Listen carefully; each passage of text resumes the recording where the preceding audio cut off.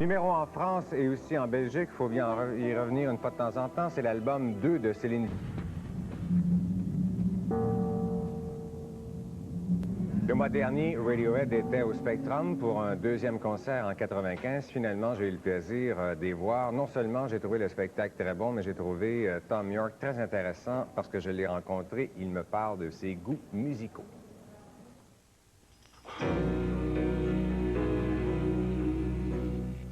Are we going right now? Yeah, it's not live. Okay, it's pre-tape. Oh, hi, Tom. Tom, sorry. Okay, no sorry. problem. Yeah, okay. Right. Hi, all right. So, how you doing? I'm fine. I'm fine. Good. Among the albums that you've picked, Bjork's. Have you ever heard Bjork's first two albums?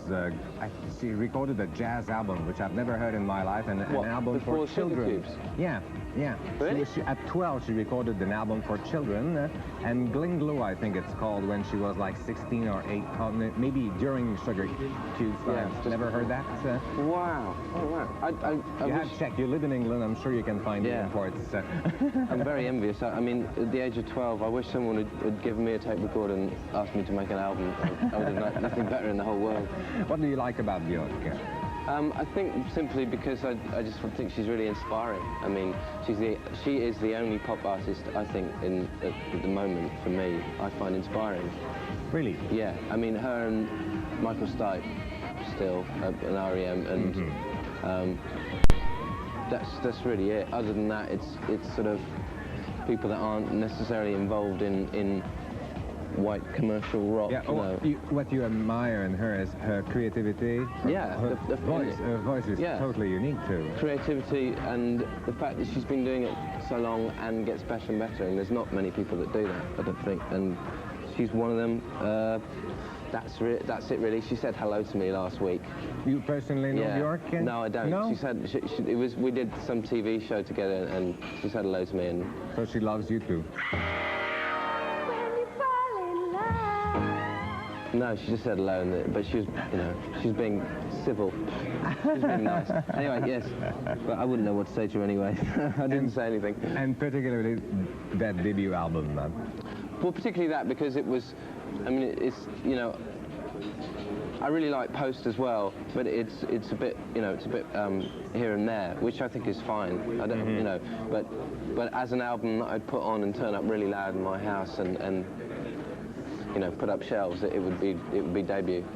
Something totally different. Miles Davis, Bitches Brew. Yeah. Wow. And that was. When did you discover Miles Davis? That was sort of about. Well, Johnny bought it for me 2 years ago, and I listened to it once and thought, no, don't like this. Really? Like you do with certain albums, you just sort of, no, I can't cope with this. And then I listened to it again, really, really stoned in an airport, and thought it was amazing. Yeah. And then another sort of, I don't know, 6 months went by, and I've just recently started listening to it properly on headphones, really loud. And I mean, I didn't know before, but there's 3 drum kits going on. There's 2 people playing Fender Rhodes pianos, and he's sort of mixing it all up and down. And if you describe that to someone, they'd say, "My God, that sounds like it's going to be awful."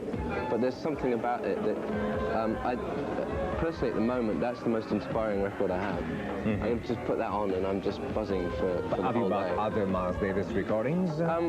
Or the only one? That's the only one. Johnny bought me Kind of Blue as well, and I didn't really like that. I kind of thought it was a bit... there's a Cecil Taylor record where he sounds like he's just... This is some piano player and he just sounds like he's got the cat, and the cat's sitting down on the piano, and the drummer's out of time, and there's something about it. Have you ever seen documentaries on Miles Davis? I haven't, no. Johnny is an obsessive Miles Davis person. Because he had really a punk attitude towards, his art. What freaks me out, I was in a record shop in Paris, and for some reason it was Paris, and the Miles Davis section was like a whole blog. Oh yeah. And they're all different. It's like, hey, how'd he do that? He must have had a tape recorder going all his life. REM now. You've toured with REM, but I'm sure you picked Life's Fitzpatrick. Life's Fitzpatrick because when I was at school, I was really into. I was a total new romantic, And I was Really? Japan freak. I was totally into Japan. One of my friends, and I'd really gone off guitar music and rock music, and I was just not into it at all. And Light Switch Pageant, Begin to Begin was the record that got me back into electric guitars, you know. Which, of course, when I told Peter Buck that, he thought it was really funny. But they can still make strong albums, you know, after, you know, been working for 10 years. I know, it's frightening, really. But I think, really, the reason they can do that is that they don't have that sort of... They don't have that fundamental belief that they're wonderful, you know. They're hypercritical of everything they do, and they sort of seem to have a sense of humour about what they do. I mean, I think their next record's going to be amazing, simply because of what's going on between the four of them at the moment. You know, sometimes you can just sort of feel it. Okay. Talking Heads to Remain in Light. Because it's... Talking Heads to Remain in Light is because I've never heard anything like it. I actually did hear on a radio station back at home at the weekend, they played one sort of really obscure Jamaican track, which sounded a bit like some of Remain in Light, because it was all sort of, you know, all the rhythms were cycling round and round and round and round. There wasn't much going on except this guy uttering rubbish. But it was really sort of, wow, you know. I think Remain in Light is one of those albums, I just put it on and I cannot work out how he did it. I just can't work it out, you know. If I ever met David Byrne, I would just sort of pin him down and say, how did you make that record? It's impossible. He's a sort of little genius, David Byrne, for sure. Definitely. DJ Crush. Oh, yeah. Who is he? He's on Moax, which is James Lavelle's dance label in Britain. Probably through Sony here, actually. Yeah.